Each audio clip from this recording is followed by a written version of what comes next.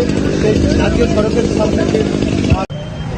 না, অ্যাকচুয়ালি আমরা যখনই এই দুর্যোগপূর্ণ আবহাওয়া হয় তৎক্ষণাৎ আমরা সঙ্গে সঙ্গে আমাদের যে সাব ডিভিশনাল লেভেল যে ডিজাস্টার ম্যানেজমেন্ট টিমের মেম্বার আছে সবাইকে আমরা সতর্ক করি। তার সঙ্গে সঙ্গে আমাদের এডিশনাল এসডিএম আমি দুজনে তাড়াতাড়ি করে ডিজাস্টার ম্যানেজমেন্টের টিমকে নিয়ে এখানে চলে আসি।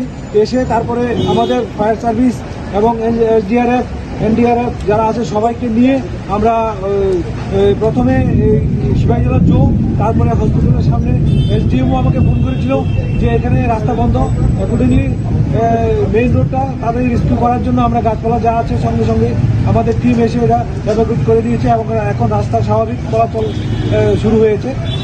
এরকম আরও অন্যান্য জায়গা থেকে খবর এসেছে, আমরা কনসার্ন তহসিলদারদেরকেও জানিয়ে দিয়েছি যে কার কোন জায়গাতে কীরকম ক্ষয়ক্ষতি হয়েছে সেগুলা ইমিডিয়েট আমাদের কাছে রিপোর্ট করার জন্য, এবং প্রত্যেক তহসিলদার তার কনসার্ন তহসিলে ভিজিট করছে। ভিজিট করে তারপরে আমাদের অসংখ্য মানুষ আমাদের কাছে জানতে চাচ্ছেন, মেসেজ করে অসংখ্য মানুষ ফোন করে জানতে চাচ্ছে শিবাজীজলা অপারেশনের সামনে এই মুহূর্তের পরিস্থিতি কি আছে।